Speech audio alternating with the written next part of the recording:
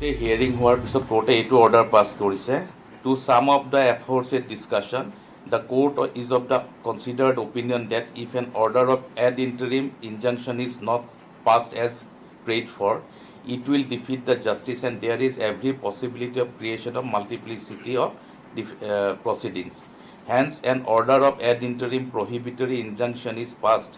restraining the opposite parties' defendant, অৰ্থাৎ গৌৰৱ গগৈ, ভূপেন্দ্ৰ বাঘেল, জিতেন্দ্ৰ সিং, জয়ন্ত বৰুৱা আৰু তেওঁলোকৰ পেপাৰত থকা পাব্লিছাৰ আৰু staff ৰিপৰ্টাৰজন from making, publishing, circulating or disseminating any further defamatory statements or materials concerning the petitioner অৰ্থাৎ doctor Himanta Biswa শৰ্মাৰ বিপক্ষে কোনো ধৰণৰ ডিফেমেটৰী ষ্টেটমেণ্টছ বা মেটেৰিয়েলছ পাব্লিছ কৰিব নোৱাৰিব, বনাব নোৱাৰিব, ক'তো ডিচিমিনেট কৰিব নোৱাৰিব। Regarding the news item published on 5/2/2026 in Assamese daily Pratidin, that is ৰাজ্যত নামে বেনামে সম্পত্তি ক্ৰয়, মুখ্যমন্ত্ৰীৰ পৰিয়ালৰ 12,000 বিঘা মাটি ভূমি আৰু হিমন্ত বিশ্ব শৰ্মা কাৰো নহয়, যাৰে ঘনিষ্ঠ হৈছে তাৰেই পিঠিত চুৰি হৈছে। আৰু কংগ্ৰেছ নেতৃত্বৰ বিৰুদ্ধে মুখ্যমন্ত্ৰীৰ মানহানি গোচৰ সংক্ৰান্তত সেয়া আছিল সংবাদমেল মহাধিবক্তাৰ। ইতিমধ্যে কি অভিযোগৰ ভিত্তিত তেওঁলোকে ন্যায়ালয়ৰ দ্বাৰস্থ হৈছে এই বিষয়টো সংক্ৰান্তত বিশদভাৱে কৈছে মুখ্যমন্ত্ৰীয়ে কংগ্ৰেছ নেতৃত্বৰ বিৰুদ্ধে তৰিছে 500 কোটি টকাৰ মানহানি গোচৰ। এই বিষয়টো বিতংভাৱে জানিবলৈ এতিয়া পোনপটীয়াকৈ যাবলৈ বিচাৰিছোঁ আমাৰ জ্যেষ্ঠ সাংবাদিক মাধৱ দাসৰ কাষলৈ। মাধৱ দাস, ইতিমধ্যে মুখ্যমন্ত্ৰীৰ অধিবক্তা দেৱজিৎ শইকীয়াই যিখিনি কথা ব্যক্ত কৰিছে, যি মানহানি গোচৰ তৰা হৈছে আৰু সেই গোচৰৰ ভিত্তিত শুনানি ইতিমধ্যে কালিৰ দিনটোত অনুষ্ঠিত হৈ গ'ল আৰু এতিয়া তেওঁলোক ন্যায়ালয়ৰ কাষ চাপিব লাগিব, কিয়নো তিনিজনকৈ কংগ্ৰেছ নেতাক তলব কৰা হৈছে আৰু বাতৰি কাকতৰ অধ্যক্ষকো তলব কৰা হৈছে। এই সমগ্ৰ বিষয়টো সংক্ৰান্তত বিভিন্ন মহলত কেনেধৰণৰ প্ৰতিক্ৰিয়া, কংগ্ৰেছৰ শিবিৰে কি কৈছে, আপোনাৰ হাতত প্ৰতিক্ৰিয়া আছে নেকি? চাওক মনীষা, এইটো হৈছে নিৰ্বাচনী এক কৌশল। মুখ্যমন্ত্ৰী হিমন্ত বিশ্ব শৰ্মাই জানে এইখিনি সময়ত যদি ৰাজনীতিৰ পথাৰত যদি মুখ্যমন্ত্ৰী হিমন্ত বিশ্ব শৰ্মাৰ বিৰুদ্ধে 12,000 বিঘাৰ যি বৃহৎ অনিয়মৰ কথা কৈ থকা হৈছে, 12,000 বিঘা ভূমি তেখেতৰ দখলত আছে বুলি কৈ থকা হৈছে, সেই বিষয়টো যদি ৰাইজৰ মাজলৈ লৈ যায়, ক'ৰবাত নহয় ক'ৰবাত তেওঁলোকে কংগ্ৰেছ দলে হয়তো ইয়াৰ সুযোগ লাভ কৰিব পাৰে। আৰু যাৰ বাবেই মুখ্যমন্ত্ৰী হিমন্ত বিশ্ব শৰ্মা, অৱশ্যে এই গোচৰটো হিমন্ত বিশ্ব শৰ্মা হিচাপে কৰিছে, মুখ্যমন্ত্ৰী হিচাপে বা তেওঁৰ যিখন মুখ্যমন্ত্ৰী আসন, সেই আসনখনৰ পৰা এইটো গোচৰ কৰা নাই, এজ এ ইণ্ডিভিজুৱেল অৰ্থাৎ হিমন্ত বিশ্ব শৰ্মা হিচাপে গোচৰটো কৰিছে। আৰু সেই গোচৰটোত কালি কামৰূপ মহানগৰ জিলা দেৱানী আদালতে যিটো গুৰুত্বপূৰ্ণ ৰায় দিছে, সেই ৰায়টো হৈছে যে তিনিজন নেতা এখিনি এখন সংবাদমেলত মুখ্যমন্ত্ৰী হিমন্ত বিশ্ব শৰ্মাৰ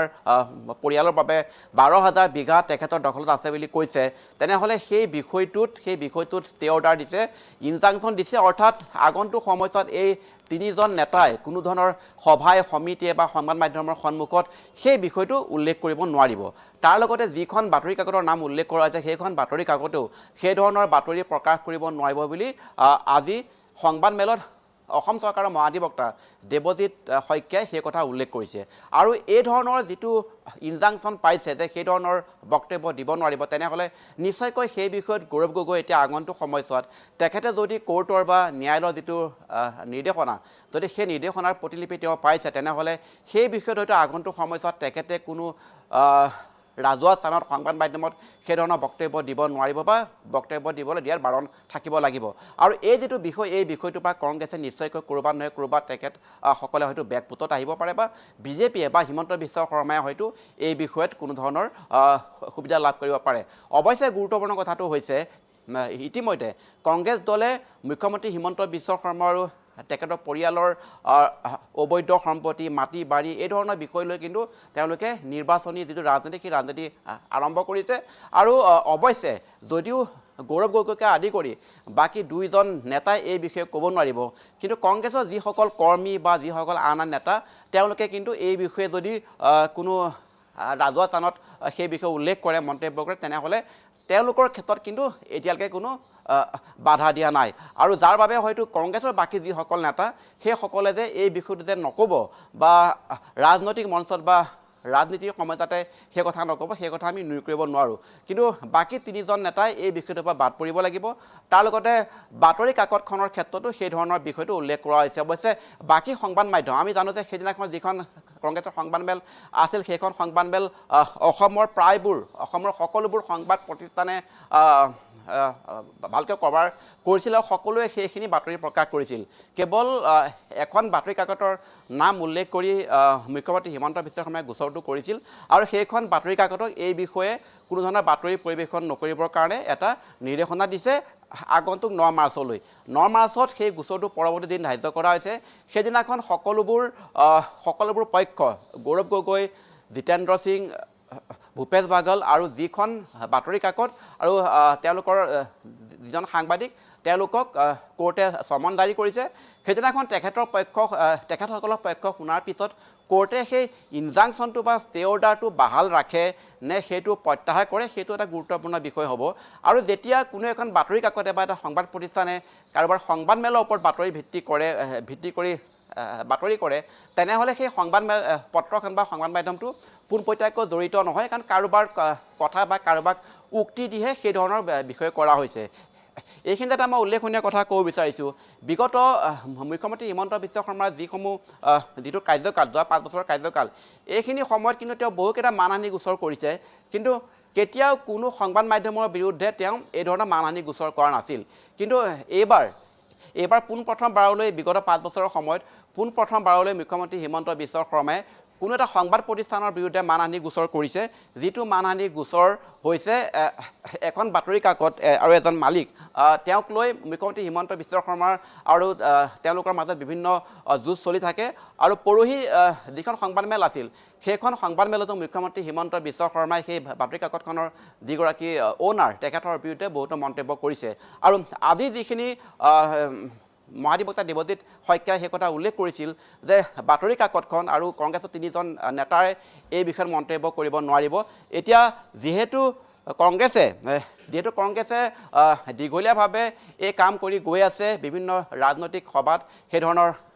বাৰ্তা লৈ গৈ আছে দেশতকৈ মামি ডাঙৰ নহয় শ্লোগান দিয়ে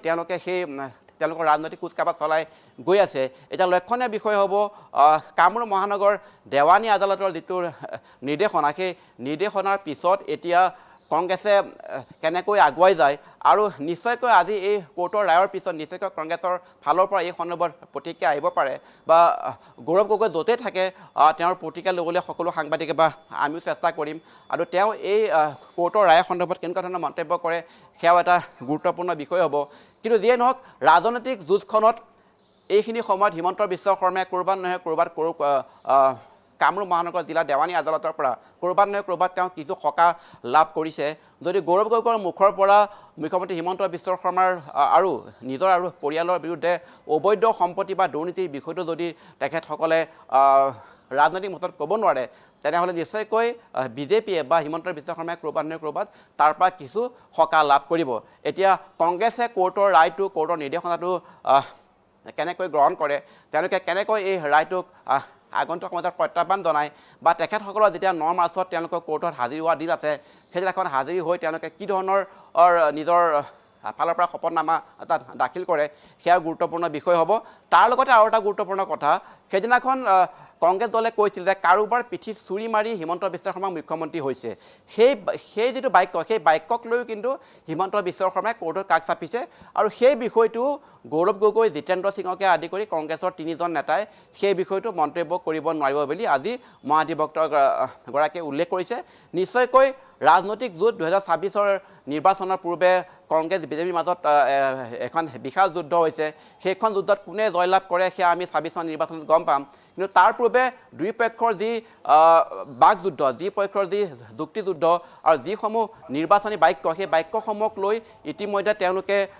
যুঁজ চলি আছে তাৰ লগতে কোৰ্টৰ দুৱাৰ বা ন্যায়ালয়লৈও হিমন্ত বিশ্ব শৰ্মা গৈছে আৰু ন্যায়ালয়লৈ হিমন্ত বিশ্ব শৰ্মা যোৱাৰ পৰা আমি এটা কথা অনুমান কৰিব পাৰোঁ নিশ্চয় ক'ৰবাত নহয় ক'ৰবাত সেই যি ধৰণৰ এক ভয়ংকৰ অভিযোগ আনিছে 12,000 বিঘাৰ ভূমি তেওঁৰ দখলত থকাৰ বিষয়টো লৈ সেই বিষয়ত নিশ্চিতভাৱে সেই প্ৰসংগটো অতি গুৰুত্বপূৰ্ণ মাধৱ দাস আৰু ইয়াৰ উপৰিও কাইলৈৰ দিনটোতো মুখ্যমন্ত্ৰী আন এটা অপৰাধমূলক গোচৰ কংগ্ৰেছ নেতৃত্বৰ বিৰুদ্ধে তৰিব গতিকে সেই বিষয়টো আচলতে কি হয় অপৰাধমূলক কি গোচৰ ৰুজু কৰা হ'ব কি বিষয় লৈ আচলতে কংগ্ৰেছ নেতৃত্বৰ বিৰুদ্ধে মুখ্যমন্ত্ৰী পুনৰ আদালতলৈ যাব এইটো বিষয় গুৰুত্বপূৰ্ণ সেই সংক্ৰান্তটো আপোনাৰ পৰা জানিব খুজিম কিন্তু নিৰ্বাচনৰ যিহেতু এতিয়া ভৰপক সময় এতিয়া বোকা ছটিওৱাৰ ৰাজনীতি চলে এই সময়ছোৱাত নিৰ্বাচনৰ প্ৰাকখনত ইটো দলে সিটো দলক প্ৰত্যক্ষভাৱে আক্ৰমণ কৰে আনকি ব্যক্তিগত আক্ৰমণ চলাও পৰিলক্ষিত হয় তেনেস্থলত এতিয়া যেহেতু কিছু সীমাবদ্ধতাৰ মাজত থাকিব লাগিব কংগ্ৰেছ নেতৃত্ব বিশেষকৈ গৌৰৱ গগৈ জিতেন্দ্ৰ সিং ভূপেশ বাঘেল তেওঁলোকৰ ক্ষেত্ৰত কিছু সীমাবদ্ধতা ইতিমধ্যে ন্যায়ালয়ে দিছে তেনেস্থলত গৌৰৱ গগৈ APCCৰ সভাপতি হিচাপে অসম প্ৰদেশ কংগ্ৰেছ কমিটিৰ সভাপতি হিচাপে গৌৰৱ গগৈয়ে এই দিনকেইটাত বিভিন্ন ঠাইত কিন্তু প্ৰচাৰ চলাই আছে তেনেস্থলত মুখ্যমন্ত্ৰীক এতিয়া আক্ৰমণ কৰিবলৈ যাওঁতে বা মুখ্যমন্ত্ৰীৰ বিৰুদ্ধে কথা ক'বলৈ যাওঁতে তেওঁলোকে নিশ্চয় এই ক্ষেত্ৰত চিন্তা কৰিব লাগিব বা তেওঁলোকে হয়তো কিছু সীমাবদ্ধতা থাকিব লাগিব আৰু ইয়ে বেকফুটলৈ হয়তো লৈ যাব কংগ্ৰেছ দলক এই বিষয় দুটা সংক্ৰান্তত কি জনাব পাৰিব সেইটো এটা গুৰুত্বপূৰ্ণ বিষয় এতিয়া প্ৰদেশ কংগ্ৰেছৰ সভাপতি গৌৰৱ গগৈ তেখেতে যদি সেই বিষয়ত মন্তব্য কৰিব নোৱাৰে তেনেহ'লে বাকী নেতাসকলে মন্তব্য কৰিব পাৰিব নোৱাৰে সেই বিষয়ত কোৰ্টৰ যিটো নিৰ্দেশনা সেই নিৰ্দেশনাৰ ওপৰত ভিত্তি কৰিব এতিয়ালৈকে নিৰ্দেশনাৰ প্ৰতিলিপি আমি লাভ কৰা নাই বা গৌৰৱ গগৈ হয়তো সেই নিৰ্দেশনাৰ প্ৰতিলিপি লাভ কৰা নাই কাৰণ কালি কোৰ্টে অৰ্ডাৰ পাছ কৰিছে আজি দেৱজিৎ শইকীয়াই সেই বিষয়ে মুকলিকৈ উল্লেখ কৰিছে এতিয়া সেই কোৰ্টৰ নিৰ্দেশনা পোৱাৰ পিছত এতিয়া কংগ্ৰেছৰ নেতৃত্ব কংগ্ৰেছৰ কৰ্মীক সেই বিষয়টোলৈ কেনেকৈ বক্তব্য আগবঢ়াবলৈ গৌৰৱ গগৈয়ে দিয়ে সেয়া গুৰুত্বপূৰ্ণ বিষয় হ'ব কিন্তু গৌৰৱ গগৈয়ে যে এই বিষয়ে সংবাদ মাধ্যমৰ সন্মুখত বা ৰাজহুৱা মঞ্চত সেই বিষয়টো পোনপটীয়াভাৱে কোনো ধৰণৰ কথা ক'ব নোৱাৰিব সেই কথা একেবাৰে স্পষ্ট আৰু যদি কয় তেনেহ'লে সেই বিষয়টো ন্যায়ালয়ক অৱমাননা কৰাৰ দৰে হ'ব তাৰ বিৰুদ্ধে হয়তো হিমন্ত বিশ্ব শৰ্মাই পুনৰ কোৰ্টক কাষ চাপিব পাৰে আৰু যিটো কথা আপুনি উল্লেখ কৰিছে এইখিনি সময় ৰাজনীতি ভৰপক সময় আৰু নিৰ্বাচনলৈ মাজত এমাহ বা প্ৰায় এমাহ 10-15 দিন বাকী আছে এইখিনি সময়ছোৱাত দুইটা দলৰ মাজত যি ধৰণৰ এক সংঘাত যি ধৰণৰ এক ৰাজনৈতিক সংঘাত সেই সংঘাতটো কেৱল বাক্য বা শব্দৰ যিটো বিষয় সেই বিষয়তে আছে আমি জানো যে মুখ্যমন্ত্ৰী হিমন্ত বিশ্ব শৰ্মা গৌৰৱ গগৈৰ মাজত যি ধৰণৰ এখন যুঁজ চলিছে সেই যুঁজখনে আগন্তুক 26 নিৰ্বাচনত কি গতি লয় সেয়া এটা পৰৱৰ্তী সময়ত আমি গম পাম কিন্তু সেই যুঁজখন সুস্থভাৱে যাতে থাকে যাতে সকলোৱে গণতান্ত্ৰিক প্ৰক্ৰিয়াৰে কেৱল যাতে বাকযুদ্ধতে সীমাবদ্ধ থাকে সেই বিষয়টো সকলোৱে আশা কৰিছে যাতে সেই ধৰণৰ বাকযুদ্ধ গৈ পৰৱৰ্তী সময়ত হিংসাত্মক ঘটনাৰ ৰূপ নলয় সেই বিষয়ে হয়তো বহুতে চিন্তা চৰ্চা কৰিছে এনে অৱস্থাত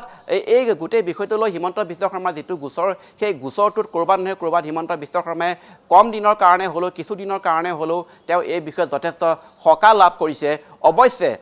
9 মাৰ্চত পৰৱৰ্তী গোচৰটো দিন আছে সেই দিনটোৰ আগতে অসমত নিৰ্বাচনী অধিসূচনা জাৰি হোৱাৰ পূৰ্ণ সম্ভাৱনা আছে আমি সকলোৱে জানো যে 27 পৰা 2 মাৰ্চৰ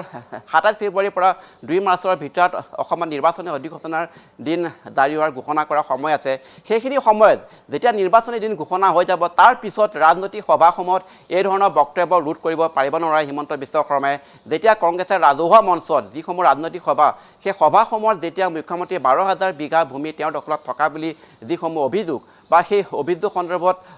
কংগ্ৰেছৰ যিসমূহ বাক্য বা যিসমূহ ৰাজনৈতিক সভা হ'ব সেই সভাসমূহত সেই ধৰণৰ বক্তব্য ৰোধ কৰিব পাৰিব নোৱাৰে সেয়া অতি গুৰুত্বপূৰ্ণ বিষয় হ'ব কিন্তু কেৱল ৰাজনৈতিক বা নিৰ্বাচনী সভাত যাতে হিমন্ত বিশ্ব শৰ্মাৰ বিৰুদ্ধে 12,000 বিঘা বা দুৰ্নীতিৰ বিষয়টো যাতে ৰাইজৰ মাজলৈ লৈ যাব নোৱাৰে কংগ্ৰেছে সেই বিষয়টোৰ পৰা বাৰণ কৰিবৰ বাবে এই গোচৰ দাখিল কৰা হৈছে আৰু সেই গোচৰ দাখিল কৰি হিমন্ত বিশ্ব শৰ্মাই ক'ৰবাত নহয় ক'ৰবাত কিছু পৰিমাণে সকাহ লাভ কৰিবলৈ সক্ষম হৈছে আৰু সেই সকাহটো তেওঁ নিৰ্বাচনী সভাসমূহৰ পৰা লাভ কৰে নে নকৰে বা কংগ্ৰেছৰ বাকী নেতা সদস্যসকলৰ পৰা সেই ধৰণৰ সকাহ লাভ কৰে নে নকৰে সেয়া গুৰুত্বপূৰ্ণ বিষয় হ'ব ইতিমধ্যে কংগ্ৰেছে যি ধৰণৰ এক নিৰ্বাচনী যুঁজ চলাইছে তেওঁলোকে কেৱল মুখ্যমন্ত্ৰী হিমন্ত বিশ্ব শৰ্মাক টাৰ্গেট কৰি আৰু তেখেতৰ পৰিয়ালৰ সা সম্পত্তি দুৰ্নীতিক টাৰ্গেট কৰি তেওঁলোকে ৰাইজৰ মাজলৈ গৈছে আৰু সেই বাৰ্তা লৈ তেওঁলোকে ৰাইজৰ মাজলৈ গৈ দেশতকৈ মামি ডাঙৰ নহয় শ্লোগান দি তেওঁলোকে আগুৱাই গৈছে এতিয়া এই বিষয়টো কেনেকুৱা ধৰণৰ প্ৰতিক্ৰিয়া আহে বা এই বিষয়টো লৈ আগন্তুক সময়ছোৱাত কোৰ্টত কিবা যুঁজ হ'ব নেকি সেয়া গুৰুত্বপূৰ্ণ বিষয় হ'ব কিন্তু ইতিমধ্যে চিভিল ডিফামেশ্যন কৰা হৈছে 500 কোটি টকাৰ তাৰ লগতে ক্ৰিমিনেল ডিফামেশ্যন কৰা হ'ব সেই গোচৰটো হয়তো একে ধৰণৰ প্ৰক্ৰিয়া হ'ব পাৰে অৱশ্যে ক্ৰিমিনেল ডিফামেশ্যনৰ ক্ষেত্ৰত কিছু অসুবিধা আছে তাৰ পূৰ্বে হিমন্ত বিশ্ব শৰ্মাই নিজৰ মান বা নিজৰ সন্মান আছে বুলি তেওঁলোকে বহুকেইজন সাক্ষী কোৰ্টত দিব লাগিব সেই সাক্ষীকেইজনৰ বক্তব্য শুনাৰ পিছতে কোৰ্টে হয়তো এই বিষয়ত ইনজাংচন দিব কিন্তু কালি দেৱানী আদালতে প্ৰথম শুনানিতে হিমন্ত বিশ্ব শৰ্মাই যিটো অভিযোগ কৰিছিল সেই অভিযোগ সন্দৰ্ভত এটা ইনজাংচন দিছে আৰু সেই ইনজাংচন মতে তিনিজন কংগ্ৰেছ নেতা গৌৰৱ গগৈ জিতেন্দ্ৰ সিং আৰু ভূপেশ বাগালে এই বিষয়ত মন্তব্য কৰিব নোৱাৰিব আনকি পেপাৰখনকো এই বিষয়ত বাতৰি প্ৰকাশৰ পৰা বিৰত ৰখা বুলি অধিবক্তা দেৱজিৎ শইকীয়াই কৈছে আৰু ষ্টাফ ৰিপৰ্টাৰ যিজনে সেই বাতৰিটো কৰিছিল তেওঁকো এই গোচৰটোত তলব কৰা হৈছে এনে অৱস্থাত এই বিষয়টোত হিমন্ত বিশ্ব শৰ্মাৰ যিটো গোচৰ সেই গোচৰটোত লৈ ক'ৰবাত নহয় ক'ৰবাত কংগ্ৰেছে কিছু পৰিমাণে হ'লেও বেকফুটত আহিবলৈ বাধ্য হ'ব কাৰণ গৌৰৱ গগৈয়ে যদি এই বিষয়ত কোনো মন্তব্য কৰিব নোৱাৰে তেনেহ'লে ৰাজনৈতিক যিসমূহ সভা সেই সভা বা ৰাজনৈতিক যিখন যুঁজ সেই যুঁজখনত ক'ৰবাত নহয় ক'ৰবাত কংগ্ৰেছে ক্ষতিৰ সন্মুখীন হ'ব মনীষা নিশ্চিতভাৱে মাধৱ দাস গুৰুত্বপূৰ্ণ বিষয় আপুনি উল্লেখ কৰিছে ধন্যবাদ জনাইছোঁ এইখিনি তথ্য আমাক দিয়াৰ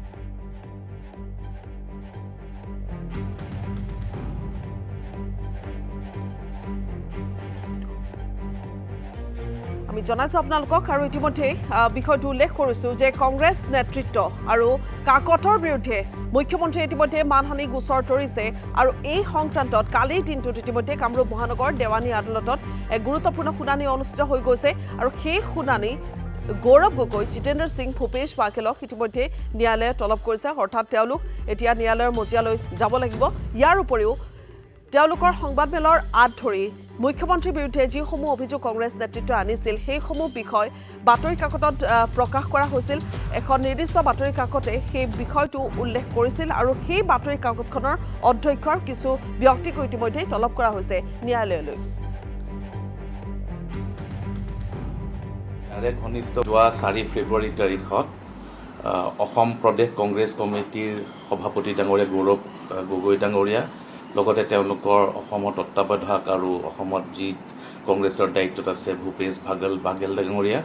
আৰু জিতেন্দ্ৰ সিং ডাঙৰীয়া লগতে দেৱব্ৰত শইকীয়া তেওঁলোকে গুৱাহাটীত এখন সংবাদমেল কৰিছিলে আৰু সংবাদমেলত তেওঁলোকে কিছুমান